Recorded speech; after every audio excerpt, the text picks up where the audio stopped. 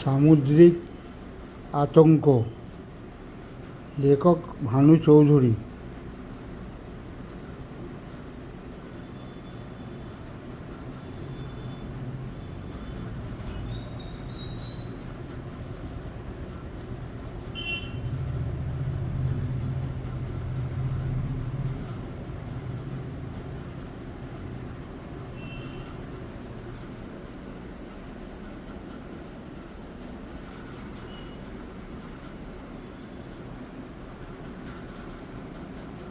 অন্ধ্র উপকূলের ভাইজ্যাক বন্দরের অদূরে একটা জাহাজ কয়েক ঘন্টা ধরে নোঙর করে আছে।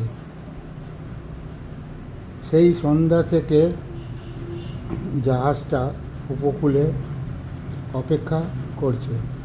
জাহাজটা ভারতীয়, বেশ কয়েক মাস বিদেশে ঘুরে এসে ভারতের উপকূল দরিয়ায় অপেক্ষা করছে জাহাজটা।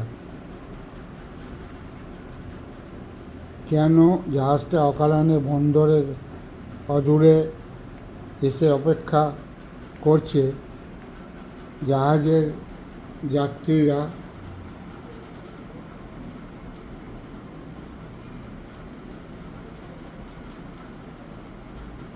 এর কোনো কারণ জানে না।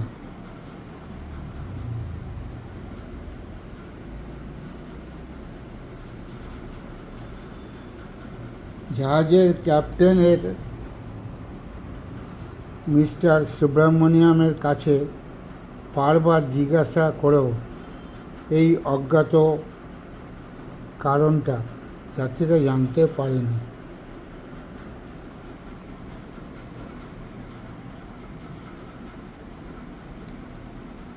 তিনি শুধু একটি কথাই সবাইকে বলছেন যে উপকূল থেকে নির্দেশ না পাওয়া অবধি তিনি জাহাজ ছাড়তে পারবেন না। তাই এমভি কৃষ্ণমূর্তি জাহাজ সন্ধ্যা থেকে অনির্দিষ্টকালের জন্য অপেক্ষা করে আছে বন্দরে। এদিকে জাহাজের যাত্রীরা বহুদিন পরে দেশের উপকূলে এসেও মাটিতে নামতে না পেরে অধৈর্য হয়ে উঠেছে। এদের মধ্যে অনেকে বহুদিন পরে বিদেশ থেকে দেশে ফিরেছে এই জাহাজে। তাদের মধ্যে বিক্ষোভ দানা বেঁধে উঠেছে। এছাড়া জাহাজের কর্মকর্তারা যাত্রীদের প্রশ্নের কোনো সদুত্তর দিতে পারছে না। তার ফলে যাত্রীদের মনে বিক্ষোভ তো বাড়ছেই, এছাড়া একটা সন্দেহের ভাবও উদ্রেক হচ্ছে।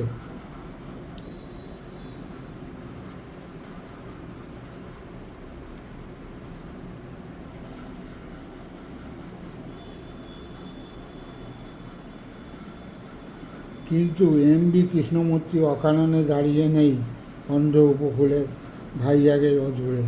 পরপর কয়েকটি ঘটনা ঘটে গেছে জাহাজের মধ্যে, যার ফলে জাহাজের উচ্চপদস্থ কর্মকর্তারা কত বিহ্বল। যেসব অদ্ভুত ঘটনা ঘটে গেছে গত 2 দিনে জাহাজের মধ্যে, তার কোনো বৈজ্ঞানিক সদুত্তর ও ব্যাখ্যা ক্যাপ্টেন, ইঞ্জিনিয়ার থেকে আরম্ভ করে অন্যান্য কর্মকর্তারা খুঁজে পাননি। কর্মকর্তাদের আতঙ্কগ্রস্ত হওয়ার যথেষ্ট কারণ আছে, কারণ ঘটনাগুলি সত্যি অদ্ভুত। এই বিংশ শতাব্দীতে আধুনিক বৈজ্ঞানিক যুগে যে ঘটনাগুলি গত 2 দিনে পরপর জাহাজের মধ্যে ঘটে গেছে তার কোনো ব্যাখ্যা পাওয়া দুষ্কর। প্রথম ঘটনা ঘটে জাহাজ রেঙ্গুন ছাড়ার পর।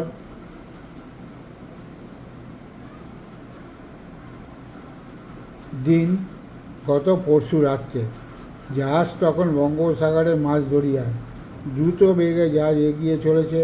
সমুদ্র শান্ত, চারিদিকের আবহাওয়া শান্ত, নিশ্চিম নীল আকাশে রাশি রাশি তারা ঝিকমিক করছে। যতদূর চোখ যায় মেঘমুক্ত পরিষ্কার আকাশ।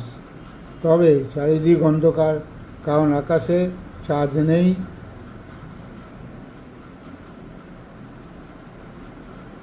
কৃষ্ণপক্ষের রাত, তবে চাঁদ না থাকলেও অন্ধকারটা খুব গাঢ় নয়। চারিদিকে একটা অস্পষ্ট আবছা আলোর রেশ রয়ে গেছে, যেন খুব ভালো করে ঠাওর করলে কিছু দূরে জিনিস দেখা যায়।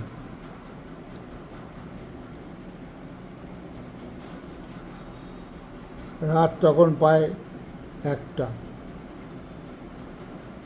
ছোট ছোট ঢেউ তুলে এনভি কৃষ্ণমূর্তি দ্রুত বেগে তার গন্তব্যস্থলের দিকে ছুটে চলেছে।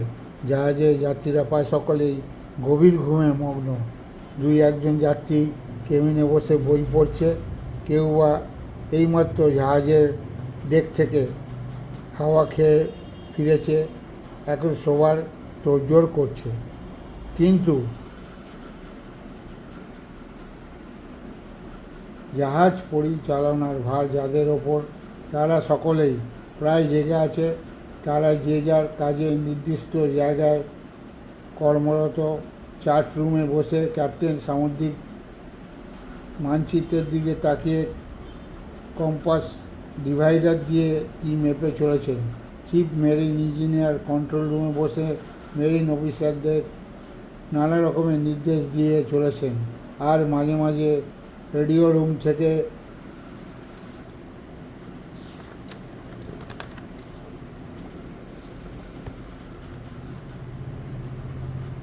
অপারেটরের কাছ থেকে ঘন ঘন বেতার সংকেত জেনে নিচ্ছেন ও তা ক্যাপ্টেনকে জানিয়ে দিচ্ছেন। আবার ক্যাপ্টেনের সঙ্গে পরামর্শ করে অপারেটরের মারফত উপকূলের রেডিও অফিসে কিছু সংকেত পাঠিয়ে দিচ্ছেন। ইঞ্জিন রুমে ইঞ্জিনিয়ার ও কর্মীরা বিভিন্ন যন্ত্রপাতির দিকে নজর রাখছেন এবং মাঝে মাঝে বিভিন্ন যন্ত্র নাড়াচাড়া করছেন।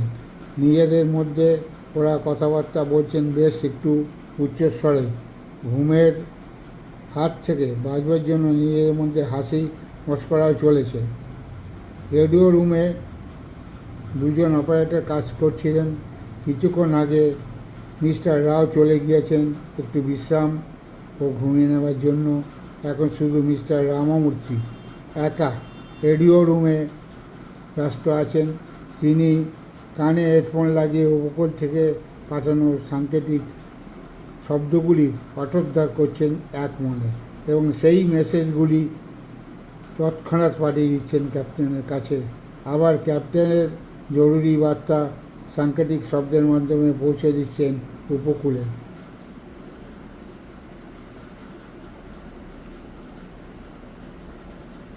বার্তা আদান প্রদান করতে করতে এক সময় মিস্টার রামমূর্তি একান্ত ও অন্যমনস্ক হয়ে পড়েছিলেন।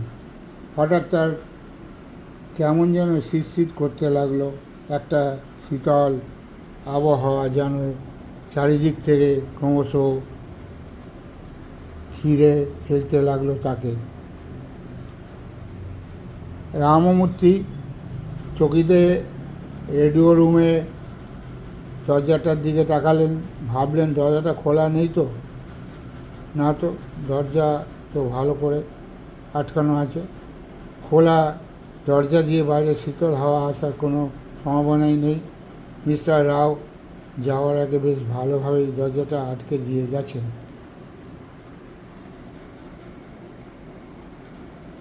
তাছাড়া বাইরে থেকে ঠান্ডা হাওয়া ঢোকার ও কোনো কারণ নেই, কারণ সময়টা গ্রীষ্মকাল। শীতের সময় হলে সে প্রশ্ন উঠত। আর বাইরে ঝড় জল বৃষ্টিও হচ্ছে না যে আবহাওয়ার তাপাঙ্ক কমে যাবে। অধিকন্তু ঝড় জল বৃষ্টি হলে সেই আগে খবর পাবে রেডিও রুমে বসে বসে, এবং সেই খবর তাকেই দিতে হবে সবাইকে। সর্বোপরি দরজা যখন বন্ধ তখন শীতল বাতাস বাইরে রইল, তার রেডিও রুমে ঢোকার কোনো পথ নেই। তাহলে ঘরের আবহাওয়া এত শীতল হলো কেন?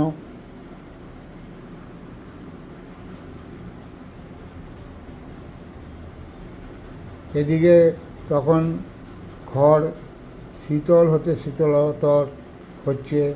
রামমূর্তি এখন দস্যুর মতো কাঁপছেন।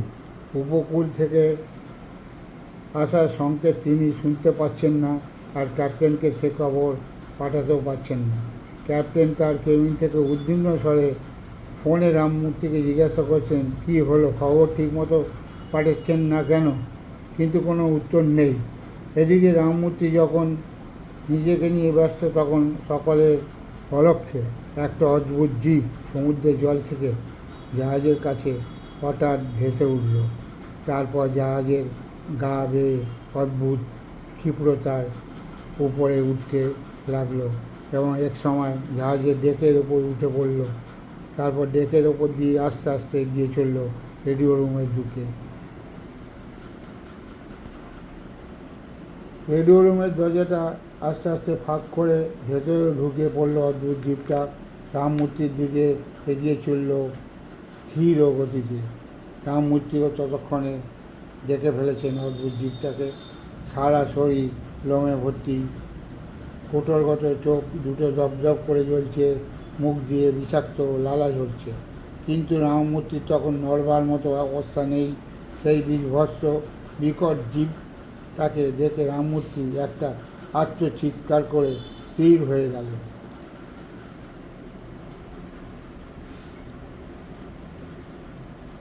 রামমূর্তির আত্মচিৎকার করার সঙ্গে সঙ্গে জীবটাও বিকট গর্জন করে রামমূর্তির ওপর ঝাঁপিয়ে পড়ল। তারপর কিছুক্ষণ ঝটাপটি শব্দ, অমিত শক্তিতে জীবটা রামমূর্তির দেহটা তুলে আছড়ে ফেলল।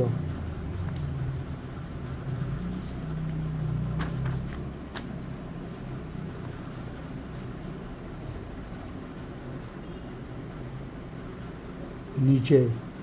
তারপর বিকট এক হুঙ্কার দিয়ে জীবটা যে পথে এসেছিল সেই পথেই আবার চলে গেল সকলের অলক্ষ্যে।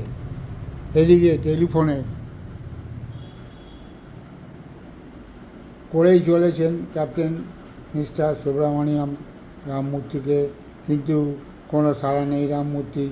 এদিকে টেলিফোনে রিসিভার তোলা থাকার দরুন জীবটা রামমূর্তিকে নিচে ছুঁড়ে ফেলে দেওয়ার যে ভারী শব্দটা হয় সেটা আচমকা ক্যাপ্টেনের কানে যাওয়ায় ক্যাপ্টেন চমকে ওঠেন। মিস্টার সুব্রমণিয়ামের সন্দেহ হয় নিশ্চয়ই কোনো অঘটন বা গোলমাল ঘটেছে রেডিও রুমে। তিনি আর বিন্দুমাত্র দেরি না করে chief marine engineer mister Venkatesh ও অন্যান্য অফিসারকে ডেকে পাঠানো তার কেবিনে। তারপর তার সন্দেহের কথা খুলে বললেন সবাইকে। সকলেই রেডিও রুমে গিয়ে ব্যাপারটা সরেজমিনে তদন্ত করার পক্ষেই মত প্রকাশ করলেন। ক্যাপ্টেনও আর কালক্ষেপ না করে সকলকে নিয়ে চললেন জাহাজের রেডিও রুমের উদ্দেশ্যে। সকালে রেডিও রুমের সামনে এসে দেখলেন রেডিও রুমের দরজাটা যথারীতি বাইরে থেকে বন্ধ। মিস্টার সুব্রমণিয়াম বাইরে থেকে ডাকলেন, মিস্টার রামমূর্তি, দরজাটা খুলুন। কোনো সাড়া নেই ভেতর থেকে। আবার ডাকলেন ক্যাপ্টেন, তবু কোনো সাড়া আসলো না ভেতর থেকে। তখন মিস্টার ভেঙ্কটেশ রেডিও রুমের দরজা একটু চাপ দিতেই দরজাটা হাট করে খুলে গেল। সকলে হুড়মুড়িয়ে ঘরে ঢুকে পড়লেন, কিন্তু ঢুকেই যে দৃশ্য দেখলেন তাতে তাদের চক্ষু স্থির হয়ে গেল। রামমূর্তির দেহটা মেঝেতে তালগোল পাকানো অবস্থায় পড়ে রয়েছে, নিষ্পণ নিথর।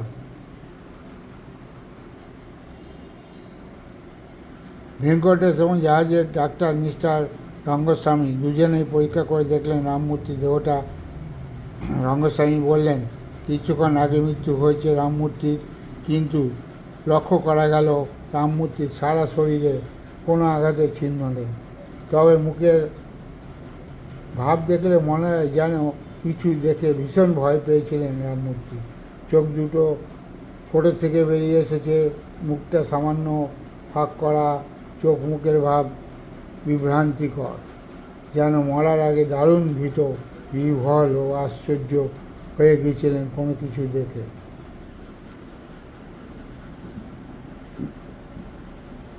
মিস্টার সুব্রমণিয়াম সকালের দিকে চাইলেন। সকালের মুখে বিস্ময়ের ছায়া। সকালে যেন হতবাক হয়ে গেছে, কিন্তু তাতে তো ক্যাপ্টেনের কিছু সুবিধা হবে না। তার ওপর জাহাজের এবং জাহাজের সকল লোকের দায়িত্ব। তিনি জাহাজের সিকিউরিটি অফিসারকে নির্দেশ দিলেন মৃতদেহটাকে সরিয়ে ফেলতে এবং গোপনে সারা জাহাজে তন্ন তন্ন করে তল্লাশি চালাতে। কোনো সন্দেহজনক ব্যক্তি পাওয়া যায় কিনা জাহাজের ওপর সর্বক্ষণের নজরদারির ব্যবস্থা করতেও তিনি সিকিউরিটি অফিসার আয়েঙ্গারকে নির্দেশ দিলেন। তারপর সকালে কে বললেন, এই ঘটনা আমরা ছাড়া জাহাজের আর কেউ যেন জানতে না পারে, এমনকি রেডিও অপারেটর মিস্টার রাও যেন জানতে না পারে। তাহলে জাহাজের মধ্যে একটা আতঙ্কের সৃষ্টি হবে। জাহাজে কোনো দ্বিতীয় রেডিও অপারেটর নেই। মিস্টার রাও আতঙ্কগ্রস্ত হয়ে পড়লে জাহাজ চালানোই অসম্ভব হয়ে পড়বে।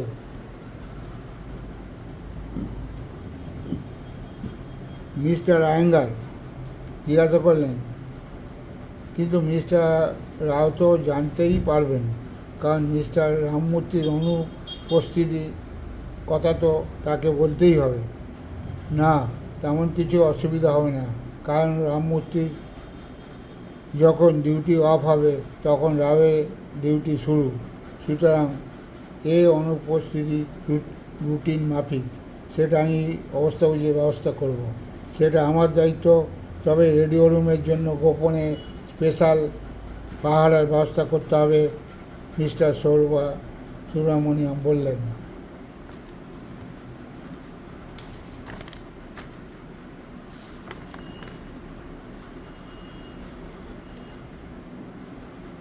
তাহলে আপনারা যে যার কাজে চলে যান। মিস্টার আয়েঙ্গার, আপনি এক্ষুনি আপনার কাজ শুরু করুন। সবার আগে গোপনে রামমূর্তির মৃতদেহটা সরাবার ব্যবস্থা করুন, কারণ কখন রাও এসে পড়েন ঠিক নেই। ক্যাপ্টেন নির্দেশ দিলেন। সকলে যে যার কাজে চলে গেল। জাহাজ আগের মতোই দ্রুত গতিতে বঙ্গোপসাগরের বিশাল জলরাশি ঠেলে এগিয়ে যেতে লাগল। এত বড় যে একটা ঘটনা জাহাজে ঘটে গেল সেটা কয়েকজন ছাড়া আর কেউ টের পেল না। ক্যাপ্টেন নিজেই রেডিও রুমের ভার গ্রহণ করলেন, কারণ তিনি জানেন আগামীকাল দুপুরের আগে রাওয়ের ডিউটি নেই। তার সঙ্গে দুজন সিকিউরিটি গার্ড রইল। সেই রাত্রিতে আর কিছুই ঘটল না। জাহাজের ওপরের জীবনযাত্রা যথারীতি চলতে থাকলো। ক্যাপ্টেন বেতার সংকেতের মাধ্যমে উপকূলে রামমূর্তির মর্মান্তিক মৃত্যুর কথা জানিয়ে দিয়েছেন। ওখান থেকে নির্দেশ এসেছে জাহাজ দিবারাত্র সজাগ পাহারার ব্যবস্থা করতে। মিস্টার আয়েঙ্গার ক্যাপ্টেনের নির্দেশ অক্ষরে অক্ষরে পালন করে চলেছেন, কিন্তু সন্দেহজনক কোনো কিছু বা আততায়ীর সন্ধান তিনি এখনও করে উঠতে পারেননি। তবে সে যেই হোক, ক্যাপ্টেন এবং সকলেই এ বিষয়ে একমত যে সে জাহাজেই আছে, কারণ সে দরজা দিয়ে রেডিও রুমে প্রবেশ করেছিল এবং দরজা দিয়েই বেরিয়ে গেছে। কিন্তু সে যে কে সেটা নিয়েই সকলের মনে সন্দেহ রয়ে গেছে। জাহাজ চটচট করে এগিয়ে চলেছে বঙ্গোপসাগর দিয়ে। অন্ধ্র উপকূলের ভাইজাগ বন্দর আর বেশি দূর নেই। জাহাজের যাত্রীরা তাই একটু হর্ষোৎপল মনে আছে। বিকেল গড়িয়ে সন্ধ্যা নেমে এসেছে সাগরের বুকে। যাত্রীরা আনন্দ উৎসবে মেতে আছে, কারণ জাহাজে এই রাতটাই শেষ রাত্রি। আগামীকাল সকালেই জাহাজ ভাইজাগ বন্দরে পৌঁছে যাবে। তাই জাহাজের যাত্রীরা এই শেষ সন্ধ্যাটাকে উপভোগ্য ও স্মরণীয় করে রাখতে চায়। আমোদ প্রমোদের বন্যা বইছে, কেবিনে কেবিনে শ্যাম্পেনের ফোয়ারা ছুটছে, তার সঙ্গে দুলে দুলে নাচ এবং সাহেবি কায়দায় বল ড্যান্স চলছে। কারণ বেশ কিছু বিদেশি যাত্রীও আছে এই জাহাজে, তারা বেড়াতে আসছে ভারতে। তারাও এই আনন্দ উৎসবে যোগ দিয়েছে। জাহাজের কর্মকর্তারা মাঝে মাঝে যাত্রীদের ডেকে সাড়া দিয়ে তাদের উৎসবে যোগ দিয়ে আবার নিজের কাজে ফিরে যাচ্ছেন। অন্যান্য অপারেটররাও মাঝে মাঝে এসে ঘুরে যাচ্ছে। বেশিক্ষণ থাকা তাদের পক্ষে সম্ভব নয়, কারণ তাহলে জাহাজই থেমে যাবে, যেটা কারোরই কাম্য না। একমাত্র ব্যতিক্রম মিস্টার রাও।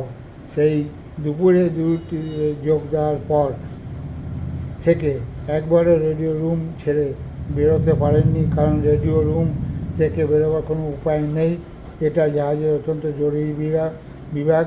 উপকূলের সঙ্গে যোগাযোগ রাখা আর আবহাওয়ার গতি প্রতি মুহূর্তে খবর দেওয়া এক মুহূর্ত বন্ধ রাখা চলে না। তবে ঘরে বসেই তিনি ডেকের উপরে আনন্দ সবের সমস্ত খবর পাচ্ছেন। তার মনও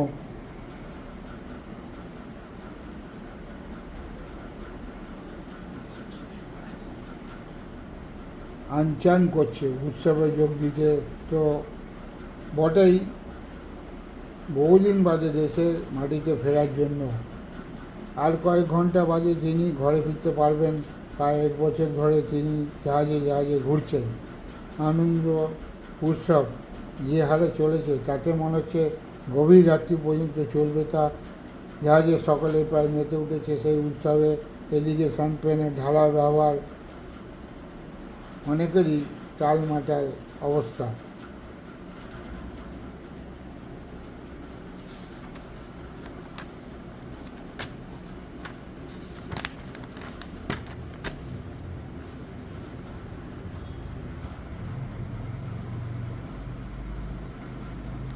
তখন অন্যান্য অনেকের সঙ্গে রেডিও রুমের পাহারায় গোপনে যে দুজন ছিল তারাও শ্যাম্পেনের নেশা একটু নেশাগ্রস্ত।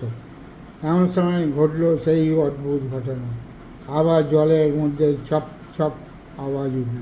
সেই অদ্ভুত দ্বীপটা আশ্চর্য ক্ষিপ্রতার সঙ্গে জাহাজের গা বেয়ে চুপি চুপি উঠে এলো জাহাজের ডেকে তখন জনপানির চিহ্নমাত্র নেই। সকলেই উৎসবে মশগুল এবং আয়েঙ্গার ও সুব্রমণিয়মের সমস্ত প্রচেষ্টাকে ব্যর্থ করে দিয়ে রেডিও রুমের সিকিউরিটি গার্ডরা নেশায় বেহুশ। ডেকের ওপর দিয়ে অনায়াসে চুপিসারে জিপটা পৌঁছে গেল রেডিও রুমের দরজায়। দরজাটা ভেজানো ছিল, কারণ মিস্টার রাও আগের দিনের ব্যাপারটা কিছুই জানতেন না, কারণ তাকে জানানো হয়নি। রাও এক মনে কাজে ব্যস্ত ছিলেন আর দেশে ফেরার আনন্দে মশগুল ছিলেন। এমন সময় হঠাৎ এক হিমেল ঝোড়ো হাওয়া রাওয়ের সর্বাঙ্গ কাঁপিয়ে দিল। হাওয়াটা দরজার দিক থেকে আসায় রাও চোখ তুলে তাদের দিকে তাকাতেই তার রক্ত হিম হয়ে গেল। বিভৎস এক দানবীয় জীব দরজা আগলে দাঁড়িয়ে আছে। রেডিও রুমের তাপাঙ্ক তখন 0 ডিগ্রির অনেক নিচে নেমে গেছে। রাও তখন রীতিমতো ঠকঠক করে কাঁপছেন। জীবটা আস্তে আস্তে তার বিরাট বাহু মেলে এগিয়ে আসতে লাগলো রাওয়ের দিকে। রাও তখন বিহ্বল, বাকরুদ্ধ। কোনো রকম বাধা দেওয়ার আগে জীবটা ঝাঁপিয়ে পড়ল রাওয়ের ওপর।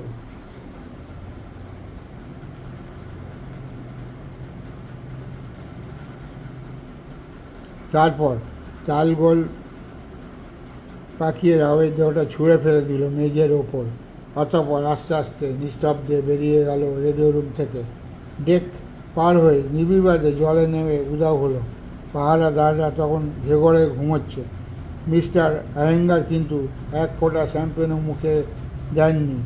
মাঝে মাঝে তিনি তার কেবিনে বসে সারা জাহাজের সিকিউরিটি খোঁজখবর নিচ্ছিলেন। হঠাৎ তার মনে হলো সারা জাহাজটা একবার সচক্ষে সরেজমিনে পরিদর্শন করে আসলে ভালো হয়।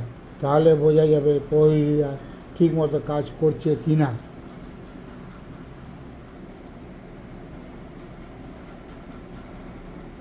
কথা মতো কাজ করতে গিয়ে দেখেন রেডিও রুমের ভারপ্রাপ্ত 2জন প্রহরী বেঘরে ঘুমোচ্ছে। তিনি তাড়াতাড়ি রেডিও রুমের দিকে ছুটলেন। দূর থেকে দেখলেন রেডিও রুমের দরজা হাট করে খোলা। তার মনে হঠাৎ সন্দেহ হলো দুর্ঘটনা হয়তো এতক্ষণে ঘটে গেছে। শত চেষ্টা করে বোধহয় রাওকে বাঁচানো গেল না। দূর বক্ষে খোলা দরজা দিয়ে ভেতরে উকিয়ে দিলেন আয়েঙ্গার। চমকে উঠলেন। যা ভয় করেছিলেন তাই। তালগোল পাকানো রাওয়ের মৃতদেহটা বড় বড় চোখ করে চেয়ে আছে আয়েঙ্গারের দিকে, যেন কিছু বলতে চাইছে আয়েঙ্গারকে। রামমূর্তির মতোই ভীত বিহ্বল চোখের দৃষ্টি। রাওয়ের চোখ দুটো কোটর থেকে ঠেলে বেরিয়ে আসতে চাইছে। আয়েঙ্গার বুঝতে পারলেন রামমূর্তি ও রাওয়ের তাই একই ধরনের। তিনি নিজেও একা রেডিও রুমে থাকতে ভীত বোধ করতে লাগলেন। বলা যায় না, আততায়ী হয়তো আশেপাশে কোথাও ঘাপটি মেরে লুকিয়ে আছে। তাড়াতাড়ি রেডিও রুম থেকে বেরিয়ে দরজাটা বন্ধ করে দিলেন আয়েঙ্গার। তারপর পাশের কেবিনে ঢুকে ক্যাপ্টেনকে ফোনে সব কথা জানালেন।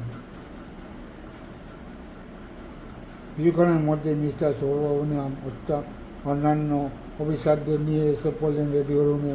সকলে দেখে আয়েঙ্গারের মতোই মত দিলেন যে এটা একই আততায়ীর কাজ।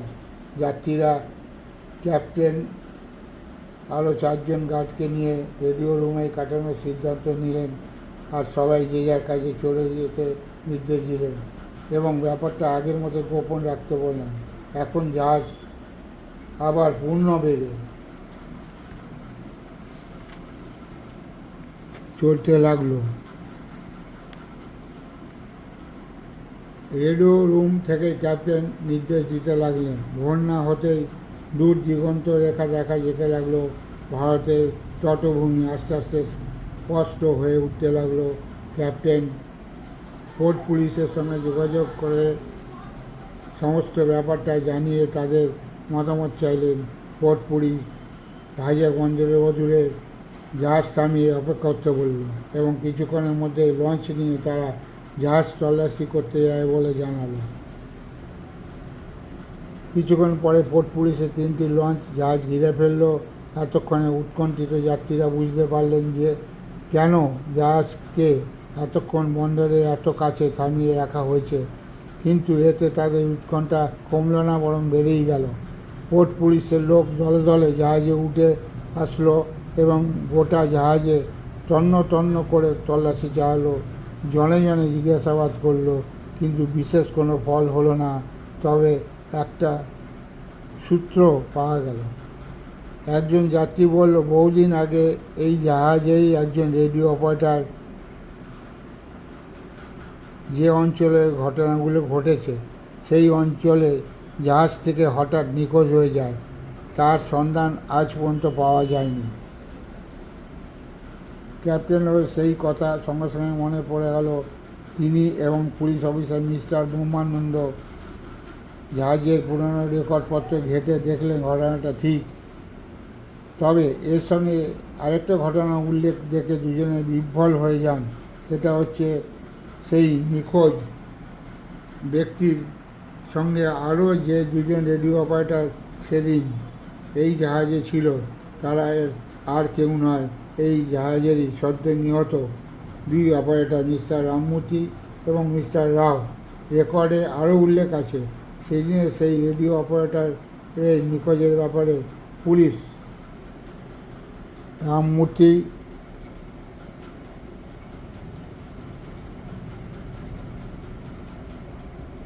ও রাওকে সন্দেহ করল।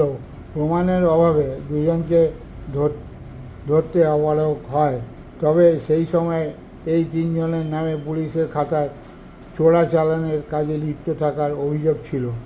মিস্টার সুব্রমণিয়াম ও মিস্টার ব্রহ্মানন্দ পরস্পরের দিকে অর্থপূর্ণ দৃষ্টিতে তাকালেন। মিস্টার ব্রহ্মানন্দ বললেন, তাহলে সবই ফয়সালা হয়ে গেল ক্যাপ্টেন। নিজেরাই নিজেদের বিচার করে নিল ওরা। আমরা চলি তাহলে। আপনিও জাহাজ নিয়ে বন্দরে প্রবেশ করুন। যাত্রীরা বহুদিন ধরে অপেক্ষা করে আছে ঘরে ফিরবার জন্য। হাত নেড়ে ব্রহ্মানন্দ সিঁড়ি দিয়ে নিচে নেমে লঞ্চে উঠে পড়লেন। লঞ্চ ছেড়ে দিল। এমভি কৃষ্ণমূর্তি তরতর করে আবার এগিয়ে চলল ভাইজাগ বন্দরের দিকে। সমাপ্ত।